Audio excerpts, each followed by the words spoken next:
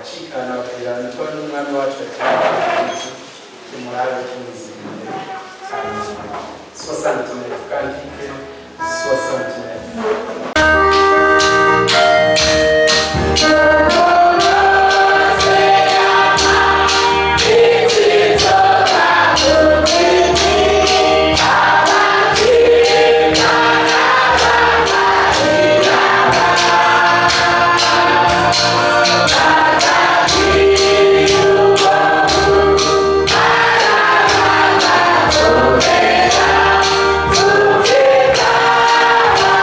Jesus.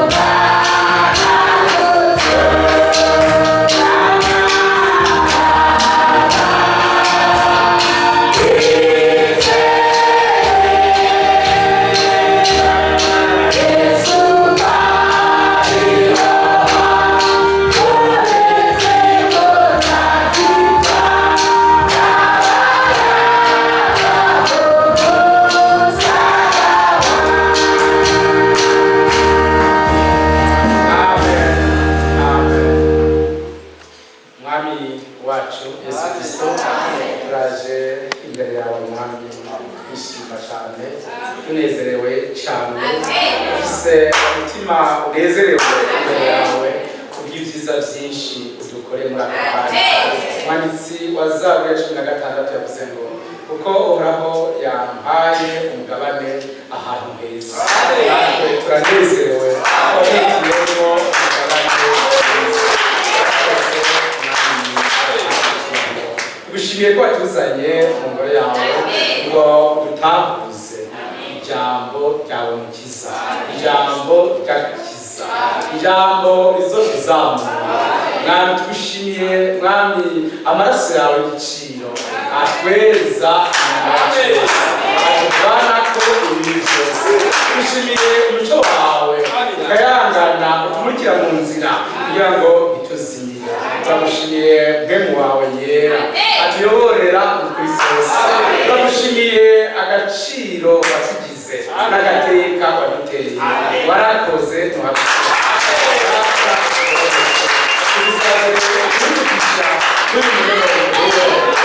icyubahiro cy'izina ryawe mwami, nawe ngo utere iteka duhezagire n'umugisha mwami. Abaje barwaye bose hamwe babakiza, hano amashimwe menshi babakirije izina rya Yesu Kristo. Hamwe twese twokuzura amahoro mu mutima, hano bakuvuza impundu abera kugushima. None bikorere mwami ngo dushime byivuye inyuma zose. Uduhezagire cyane, utugaburire muri mugoroba turi dushonje, ariko mwami naho turi babi tuje gushobora kugira mu isi. Uhindure tuvane mu nabi utujane mu cyiza cyawe. Tubisabye mu izina rya Yesu Kristo, amen. Mwami ahimbazwe cyane kandi abamugisha wese baramukije mu izina ry'umwami wa Yesu Kristo. Nshimira Imana cyane ubuntu bwinshi itugirira, akoze ihabwa icyubahiro. Mu gihagaze muri hangara tuzi ngure mu rurimi rwa kabiri igice cya gatatu, dusome umurongo wa 17, dusome mu izina ry'umwami wa Yesu Kristo. 2 Corinthiens chapitre 3 verset 17, umurongo wa 17 wa rurimi rwa kabiri igice cya gatatu, turasoma mu izina ry'umwami wa Yesu Kristo. Ariko kandi aho mwe mu mwami ari niho haba umwitegerezo. Amen. Imana imbaza twese ko tutitwikiriye mu maso, tukerekana nk'icirore ubwiza bw'umwami, turahinduka tugashushanywa n'iyo shusho, tukava mu bwiza tukaja mu bundi, nk'abahindurwa n'umwami ariwe mpemu. Mwami abageze ibintu byagire Yesu wariwe. Mwami ni mwiza, arakoze. Tumushimiye cyane ko mwese yabazanye, yakoze. Turashimira Imana yakoze mu mushiki wacu Rusi, yamuvanye hariya mu mashuri y'imuzanye Bujumbura mu minsi y'amatujumana n'ibisi gutega ababyeyi, yakoze. Natwe tumwakiriye izina ry'umwami wacu Yesu Kristo. Niba ari n'abandi bari hano babashitse dushobora kubakira, Yosefu tumwakire n'usanga naho Karuzi azageze muri korali Karuzi, nawe turamwakira izina ry'umwami wacu Yesu Kristo. N'abandi mwese mwumve muguwe neza, aha ni iwanyu, Imana yaduhaye, yarakoze kandi nishimwe. Tuzi tudatekeranya yuko umwami yaduhaye kugira ngo twategurirwe twezwe imitima. Amen. Twezwe n'imibiri kugira ngo tuzoshikirizwe umwami wacu Yesu Kristo ari we nyene yatwiteguriye. Ibintu biryoshye cyane kubona reka tubivuge mu majambo muri Bibiliya handitse ngo kuko niwe nyanduruko yo kwizera kwacu kandi niwe azogusozera. Amen. Imana ishimwe. Niwe alfa, igihe duhamagara ari alfa, none ariko arasozera akazi muri twebwe ni omega. Ni uwa mbere kandi ni uw'iherezo. Umwami ahimbazwe. Amen. Kandi Pawulo ati watanguje igikorwa ciza muri twebwe no kugisozera azogisozera ku munsi wa Kristo. Imana ishimwe. Hari nawanze ngo maze umwami nyenamahoro. Amen. Imana ishimwe. Verset 23. 1 Thessaloniciens chapitre 5 verset 23. Umwami nyenamahoro aba ari we abeza. Amen. Maze impemu yanyu n'ubugingo bwanyu n'imibiri yanyu bizosangwe ari byera ku munsi wa Yesu Kristo. Arakomeje kuri 24 ati ibahamagara niyo kwizerwa no kubikora izobikora. Amen. N'amashimwe. Umwami nahimbazwe cyane, yaraduhamagaye kandi akomeza n'akazi kandi azonagasoze. Umwami ashimwe nahimbazwe. None aya majambo dusomye nayo ni meza cyane. Pawulo ati tweho twese ko tutitwikiriye mu maso. Amen. Tukerekana nk'icirore ubwiza bw'umwami. Amen. Turahinduka nk'abahindurwa n'umwami ariyo mpemu. Imana ishimwe. Imana ihimbaza.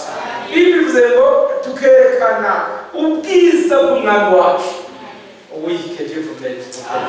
Tukerekana la gloire de Jésus-Christ. Tuva mu bwiza tukerekana ubwiza bw'umwami wacu Yesu Kristo. Turahinduka n'abahindurwa n'umwami ariwe mpemu. Imana ihimbaza.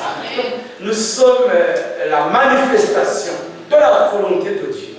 Turi kugaragara ko kugomba kw'Imana mu minsi yacu. Oh, c'est merveilleux. Imana ishimwe. Imana kera ikivuga ngo nzobarukira Eliya, hariho abantu yavuga. Amen.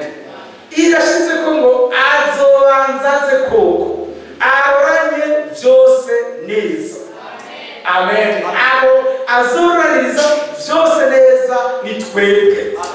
Amen. Arashize ko ngo azoyizibe ari n'ubushobozi bwa Eliya ngo ategurire umwami Imana ubwoko buroranye.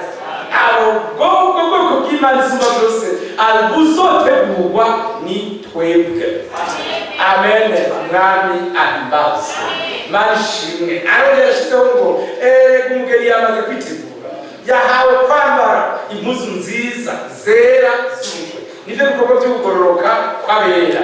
Amen. Imana ishimwe.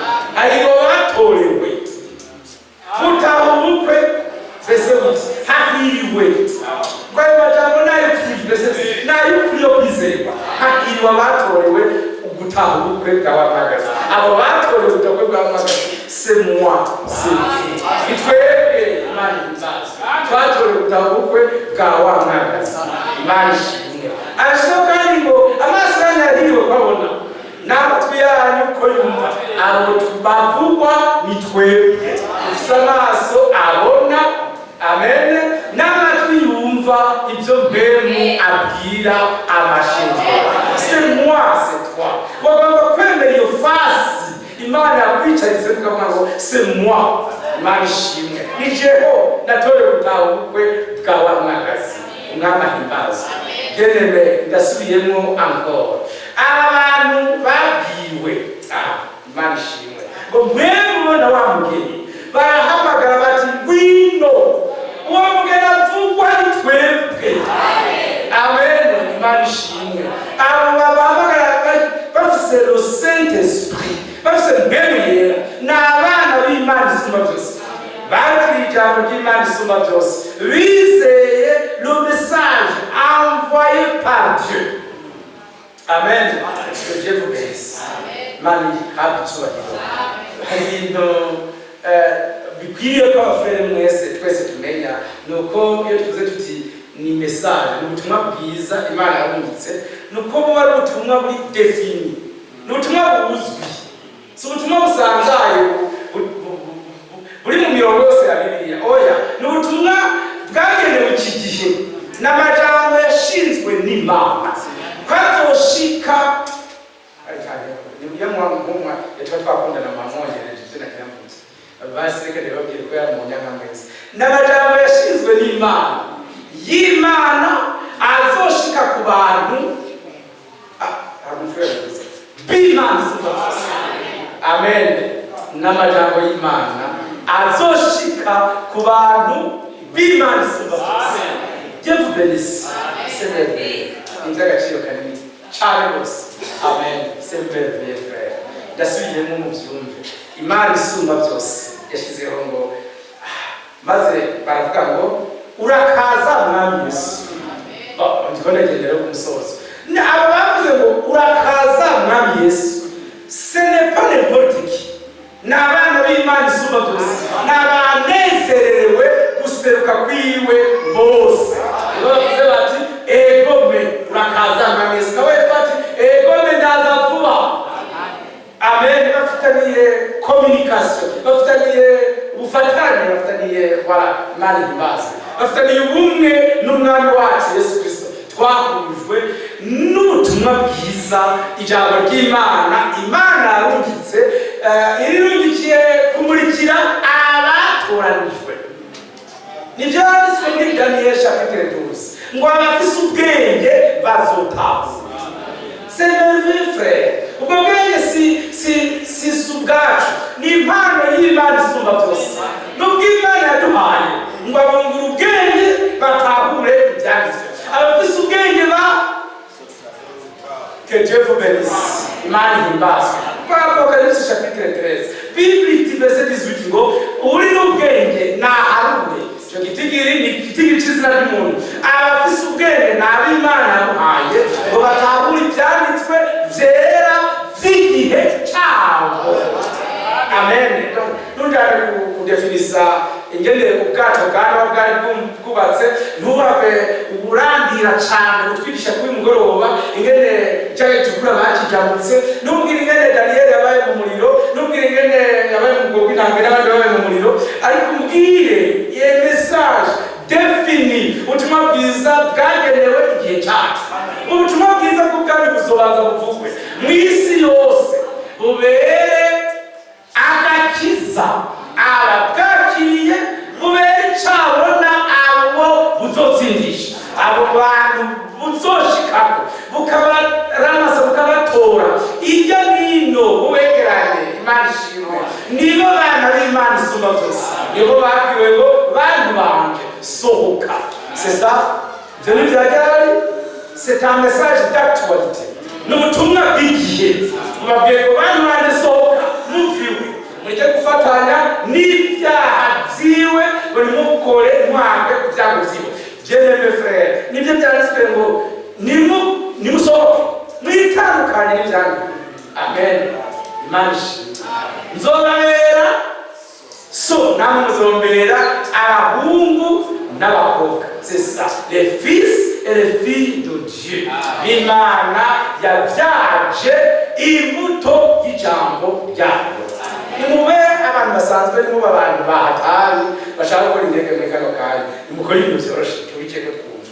Imbere y'uko umuntu avuka abaho kumenyana k'umugabo n'umugore biri simple baramenyanye hama bavyaye abana. Natwe habayeho kumenyana k'umugabo n'umugore. Il nous a engendrés par sa parole. Que Dieu vous bénisse. Il nous a engendrés. Est-ce que vous avez compris? Habayeho ubufatanye. Amen. Bw'ijambo n'Imana byabyaye l'épouse parole. Nibo bana b'Imana isumba byose bahuzwa n'ijambo ry'Imana banezererwa ko rishika banezererwa kuri bamwo. Amen. Imana ishimwe. Bana b'Imana s'abantu barundarundiye amategeko ntugakoreko no hamwe n'abantu banezererwa no kuba mu ijambo ry'Imana isumba byose bafise amahirwe menshi. Est-ce que vous avez compris? Imana yaradushyigikije ibyo twiyumvira ukundi mwabyanditse mu byandika mwamukoze byanditse muri ano majambo hindukira muhindukire muyihane mubone ibihe by'impemburo byo muri Acte chapitre 3 niko byanditswe. Imana ishimwe. Que Dieu vous bénisse. Aya majambo n'amajambo yacu bivuze ngo nuko mwihane 19 mubindukire ibyaha byanyu bihanagurwe. Imana ihimbaze niyo yahindukije umutima wanje niyo yahindukije umutima wawe nuko muhindukire. Haleluya. Imana yarakoze n'ihimbaze yaduhindukije twarabiye mu idini, ubu yarabindutse turaba mu ijuru, turaba mu iparole, turaba mu nzira y'ibihe bidashira. Amen. Que Dieu vous bénisse. Muhindukire ibyaha byanyu bihanagurwe, ibihe byo guheruka bibone ingene biza. Oh, que Dieu vous bénisse. Merci Seigneur. None est-ce que frère boharira ko umugeni uyu munsi atari mu bihe byo guheruka? Est-ce que moi bihakana? Umugeni aujourd'hui l'épouse de Jésus-Christ ari muri réveil, ari mwitamburo, akanguriwe, amen, kubika amavuta yo ku ruhande. Irereveye, amen. Tugire muri byo ndapfuye, sifatanyije n'abantuze, ntuze ko atanyemeye, mukuru w'iparuwasi nayo dufise parole, dufise ijambo, tunezerejwe no kubamo, dufise gutahura, mu byumve neza, dufise gutahura twatanzwe n'Imana isumba byose, abera banezererwa no kubihabwa. Nta muntu n'umwe ari mwepfuze abwirwa insobanuro y'ibyanditswe byera ivuye ku Mana ngo atahe ababaye. Ntabwo uwo muvugabutumwa abatari babwiye, nimba yari babwiyeho bavaho banezerewe, abatoranijwe bose babishimye. Tugikurikira n'ibitarariza kubera yasinze n'imeza yadukoresheje vraiment twubatswe kubera yanyoye nk'urumogi rwinshi cyangwa umuvinyu mwinshi cyangwa inzoga nyinshi, sivyo yari yanyoye, hama nasimba n'imeza simbira ku byuma yarumena ngo yari yuzuye mwene senepasa. Hari ibihe byabaye byavume, nous suivons la révélation. Ibi bivuga ngo ishaka ngenzo ryubaka kuri urwo rufatiro, kandi amarembo y'ikuzimu ntazorishobora. Nitwewe yavuze cyane cyangwa yavuze bukebu, no, turako yadutahuje ibyo byanditswe bivuga. Bivuga ngo bivuga ngo iki muri Luc chapitre 24, niko Bibiliya ivuga ngo amaso yabo aramuka, baheza baramumenya. Baramumenye Senyeri, baramumenye, batangurira ku byo Mose yigishije. Muhere kuri verse 27 mwumve aya ku byo Mose yigishije, na Zaburi arazibabwira, ababwira ibimwanditseko. Amen. Oh frère bien-aimé, arangije kubabwira imitima biranezerwa cyane. Bana b'Imana banezerwa ni gutahura ibyo byanditswe bivuga. Ntabwo tuzanezerwa ngo hano basigaragara imodoka nyinshi hanze, mufite ibitari bishasha, uwo munsi musanga koraya yatumye ko ifite amafanfare y'inzahabu mashasha. Oyaye kubera dufite inzu ya etaje nshasha, muce munezerwa munsi. No, bobo Biblia ivuga ngo imitima yacu mbega niyakugumbira muri twebwe, hamwe kandi bisobanurira ibyanditswe. Biblia itegeka ivuga ngo baramukobera bati naba burije ngo twinjirane, uwandani tubwira ibyo bintu, amaso yabo arafunguka, banezererwa gutahura ubutumwa bwiza bw'igihe cyabo. None nanje nzishima zamna ntahuza ibyo yageneye imyaka yanjye, nzonezerwa n'ishehe. Umwami nanyigisha nkamenya imirongo yagenewe iyi myaka mbamwo. Imana ishimwe, nzonezerwa mbibaza Imana. Dieu vous bénisse. Amen. Biblia komejano muri Actes chapitre 3, Biblia ivuze ngo iki? Imana ihimbaze. Écoutez frère, haranditse ngo kugira ngo nayo perseverance, kugira ngo nayo izitume Kristo. Mbese aya majambo numva noyasubiye nka 10 millions de fois. So ndeyo gusomera akanya frère Pierre dusomere twumve. Umurongo wa 2 kugira ngo dusomere twumve. Kugira ngo nayo izitume Kristo yabatoranije. Yabatoranije byari kera. Mbese niwe Yesu ndimuze tukitaga Yesu. Yewe ufisa yeye Biblia. Ya izitume Kristo. Eske murabyumva? Amen. Wowe Imana yabonye amagoba yose tuzogira, ikiratoranya la solution. ishitoranya umuti w'ayo magorwa yose, umuti w'indwara zose, umuti w'ibyaha byose, umuti w'intambara zose, umuti w'ibibazo byose. Imana irawudutoranyiriza kera, niwe Yesu. Abantu bose bazomuraho baze bakire, ab'inzoka zizokomora bose baze bakire, abazoribwa n'ibyaha bose baze bakire, abazoribwa n'indwara bose baze bakire, kugira ngo izitume Yesu. Haleluya, amen. Uwo yatoranyirijwe kera, kejevuze Yesu.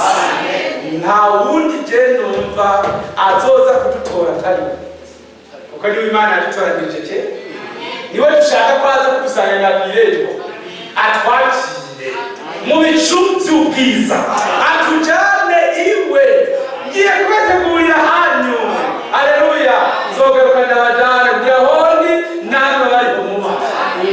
Frere namuga we ndaza mugahinga kandaza mu mwonga warya musebeneze niyo mu rwe kuryamamo, akaba ari wangabi kamari jenoshi mu mwami Yesu kuko azogaruka adutore mu magorwa, tuzoririmbirayo mu mahirwe, tuzoririmbirayo mu gakegerwe, tuzoririmbirayo kuko tutagifatanya n'isi. Mais nous sommes reliés, attachés à Jésus-Christ. Oh, que Dieu vous bénisse. Tufatanye na Yesu Kristo umwami wacu. Que Dieu soit loué. Twavuye muri rwa rubavu rumwe bacumita. Amen. Niho havuye ubugingo bwiwe, nibwo bugingo bwatugerereyemo. Ndashaka kuririmba hamwe n'abafrere bo muri mise tisa, kuririmba hamwe na bitwa ba Charles Wesley tuti Yesu yagerereyemo. Parce que la vie, ubuzima bwari mu maraso yiwe, bwagerereyemo nanje. Le Saint-Esprit m'a envahi. Amen. Que Dieu vous bénisse. Byabaye nk'uruzi rutemba, barutwaye twese. Imana ishimwe. Que Dieu vous bénisse. Twadusheshe iyo urwango rudashika kujya ruzimiriza, twadusheshe iyo inzika itagera, twadusheshe ishari ritagera, twadusheshe ishavu ritinjira. Ubu niyo umwanya yarakoze. Nahimbaza twakabona kura. Le Saint-Esprit nous a envahi. Que Dieu vous bénisse. Aujourd'hui, uno munsi turimba tuti ishimwe kuri urwo rutare n'ayahandi hose narayimiye n'umusenyi. Dieu vous bénisse. Ngo turirimba dushimira umwami ishimwe kuri urwo rutare n'ayahandi n'umusenyi. Imana ihabwe yarakoze, yatwinjije mu nzi wayo. Ese munezerewe? Munezerewe? Ese munezerewe? Ese munezerewe? Ese frere basi mumbabarire, umuntu batubiye mu kirimba soso wabo aza kuvanezera nk'uko tuza kuvana tunezere. Washaka wacamu wa miliyoni 100 batigere n'ubukene turamuhejeje. Bien, aravuga ati aho yanyibira. Ko nyine kuko mu kirimba gushika ngaha abantu bose icyo bakora bicara. Aza kuhura na problem. Bose bagomba kunyiba. N'umukene cyo baravuga ati yayabonye. Ubona bantanze. Ariko noneho twoduva hano dushimira umwami tunezerewe. Neza tutogura mu isoko cyangwa twogurira n'ababanyi boduha n'umunezero uva mw'ijuru. Niwo munezero Imana yaduhawe. Kandi usoma assemblée ici iyo duteraniye hano twese turi hano twegerejwe hano, umwami wacu acunjura imvura y'umugisha kugira ngo abateranye bose amaso yabo ahumuke, ibibazo bari bafise bihere. Icyo gituma Dawidi abona aranezerewe, abona mu ngoro y'Uhoraho. Nofumara yakanyisase akamara imyaka 1000 mu bihimbaro by'isi. Nofumara y'insegonde. Imana ishimwe, mwami nahimbazwe. Que Dieu vous bénisse. Oh, ngena nziza kuba mu mwami wacu ni iby'agaciro. Naho Bible yavuze ngo kugira dukwize ubwiza bw'umwami wacu. Il est merveilleux, il est à l'œuvre, soit loué. Bible yakomeje ngo ari kw'ijuru rikwiye kumugumya kubera tutevye gutegurwa. Rikwiye kubanza kumwakira gushitsa ku bihe. Oh, kiswaruwe byo gusubira guhindura ibintu byose bisha. Amos hageze kigatolika, umwami azohageza akaboko akivane. Imana ishimwe. Ahashitse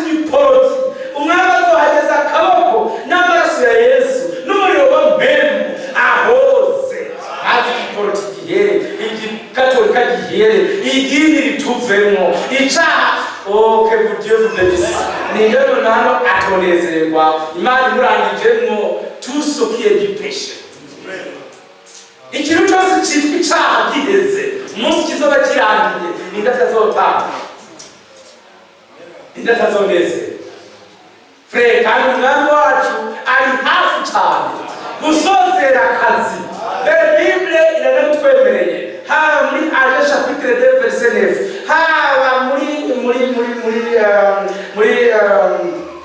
Job 42 verset 5 mubikomeze muze kubiraho haba hose Bible ivuze ngo nari narumvishije ibyawe gutwi none ijisho ryawe ryanje nurovera tuzobona ibyakuze tuzobona ibyakoze mwabe tuzobona turabyumva kubabera turabyumva ni nurovera tuzobibona tubabera byuzuye implenitude kiswaruwe kandi abadusezeranya yazobikora mbere akarabikora nahimbaza ibivubenistus abamugisha kuri mugoroba mwinshi cyane murakoze Imana ibaheze Imana ibaheze imbere frere gushika ko gusubira guhindura ibintu byose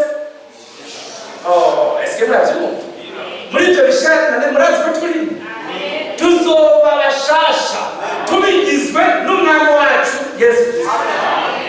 Amen. Sasa il y aura aucune rectification. Nta correction izoba. Ibyo mwamaze bakoze bizobiri perfect. Bizobiri perfect. Ikiyo twifuje cyose cyo muri Bible umwami azokitwuzuriza. Tumakama sera manishi. Est-ce que c'est vrai? Que Dieu vous bénisse. Manishimwe kubaza cyane mwese. Je vais lire. Manihangana nsome ibyanyuma obusibindi tuvugana namwe Imana bamugisha myinshi. Muri Evangile selon Jean. Evangile selon Jean turasoma aya majambo meza cyane y'Imana isumba byose. Yo mu cyo cyambere umunsi wa cyo cyambere handitse ngo mubabare rwose ndayakunda aya majambo sinori yavuga ko handitse verse 14. Kandi ojambo yihaye c'est si ho muri mwagiye niba mwagiye muri Mariya yaza mugaro Bibiliya ivuze ngo yihaye ubizana n'umusereze yihaye iki askenda nashoye kumuri tagwara asanga yihaye umubiri watanye ibindi natanye ibindi azo umubiri udasaza rero cyenda shiki yo naho cyane yihaye umubiri rega feruwe nenya gundi mu bidasaza n'izobyoye rega zo yihaye iratemwanye yarashinze nayo yihaye il s'est donné il s'est formé en corps ni amen Bibiliya ivuze ngo yihaye reka twubwe Pawulo yabitoyanye nati yabitoye muri murongati yamara turazi yuko inzu yacu isaza niyamara gusamburwa hari yindi nzu tubikiwe mw'ijuru igasaza idahora haleluya tubikiwe ku Mana isumba byose igakabirana igacura tuzohabwa n'Imana isumba byose ese bamereye mwami yagize iki yihaye nani yawihaye oya murabibuza data wanjye yarawihaye yihaye umubiri pour nous montrer ko ashoboye kuduha natwe imibiri nibyo kandi rero azobe mu biturutse mu cyaha azobe mu biturutse mu ijuru Dieu vous bénisse que Dieu vous bénisse Imana yagucyubahira Bibiliya yakomeje ngo kuko ibibogaboga muri we amen merci Jésus mwami yaje kutuvidura atukuramo inabi byose Bibiliya ishizeho ngo ibibogaboga muri we aribyo twese twanyoyeko. Amen. Amen. Kwirogaboga muri we ariko nanyoyeko. Nefe no muntu kabera kwa Fred Das munarisha ndarebera. Munarisha tama twahishiye agenda radakwa haciye hose megafisinda n'indi yavyivye usanga n'ibintu byavyivye munarisha ni problem ariko noneho bivuze ngo ibibogaboga muri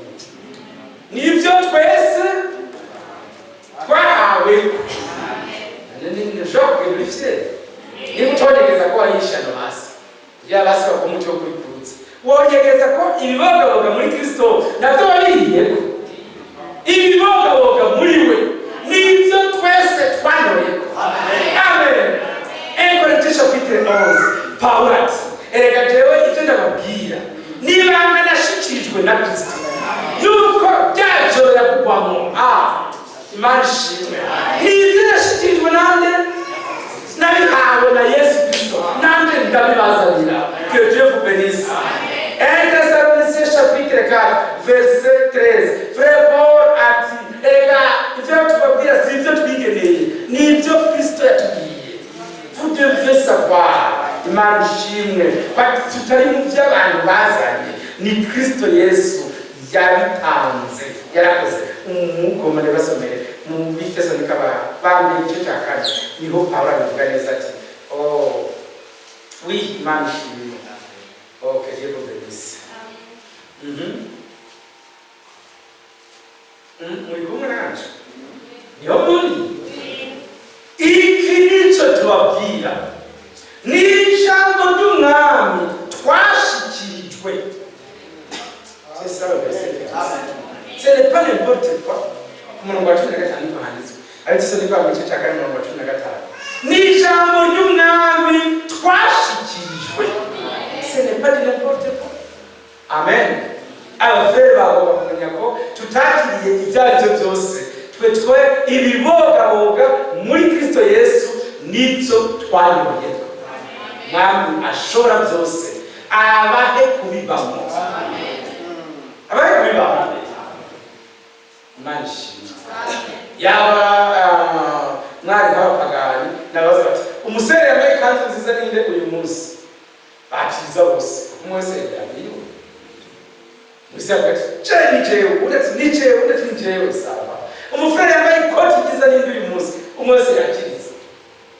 Ariko noneho kubera abantu batokwishimira ibyo Kristo Yesu yabahaye.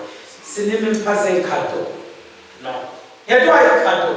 Ikado ni kintu wenyuka ku muntu. Ariko yabiduhaye burundu. N'umugabane wacu. Yabidushikirije. C'est notre héritage. Que Dieu vous bénisse. Abera mwese mukwiye kumva aho umwami yadushize. Muhanezerwe muhimbaze umwami wacu muti ibibogaboga mwiwe ndabifise. Nivyo nanjye nahawe kandi nijeho je suis l'épouse de Jésus-Christ. Cette fierté chasse les démons. C'est ça frère. Car nous tokegera frère. Nous yambaye ishati yera. Likayangana wewe utamukuza kumbwira naho ni nyina wiwe. Ulinzi yambaye ishati yera nk'urubura. Oh, tija kumukiti bata byaje. Omuti. Hawe kumana. Uyengere yasoboka gacube na marinete n'ipantaro y'iterave n'ishati yera n'ifungo yafunguye n'isengere yera utuvuga ngo uyoye mwavu. Nawe ngo urengeje. Nawo birameze neza ugateka ipfumurindira akazirindura basi. None frère natwe dufise ivy'abademo badahangara. C'est cette parole. Alléluia. Et abademo ils sont incapables d'affronter la parole de Dieu. C'est impossible. Ibarahangara ibinyoma, bahangara ibiri mu mutwe, bahangara ibiri ahandi, mais ibiri mu mutima. Twashikirijwe n'umwami wacu. Ni vyacu n'abana bacu.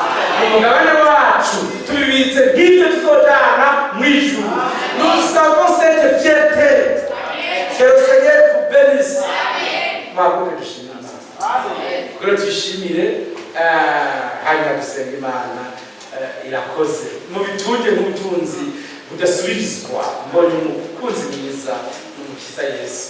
Nuwaruta inshuti zose zo mu isi. Que Dieu vous bénisse. Mana wamugisha. Est-ce que murabyishimiye? Turiho. Tubwerekane ubwiza bw'umwami wacu. Y'ikirore. Turiho nk'abahindurwa n'umwami ariko guhera. Ntabwo duhindurwa n'abantu.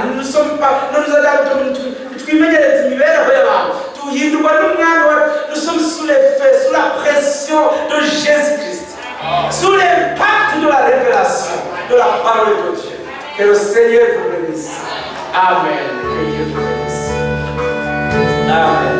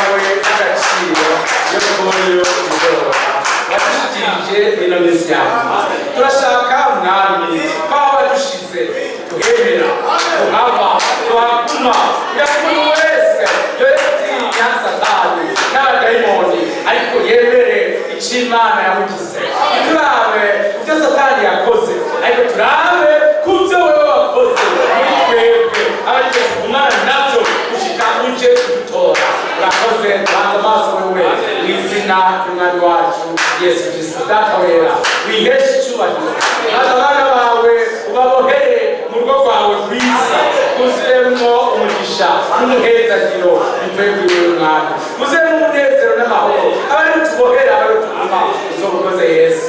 Mwami ndakwinginze nukoreshe imbaraga zawe nyinshi, ufate abasamara bari disitire bose ubikize muri uyu mugabane bamuhaye gukiza, maze bose hamwe bacikaho kugushima ubwiziza byinshi waduhaye, uhabwe icyubahiro muri ibi bitazeshira izina rya Yesu.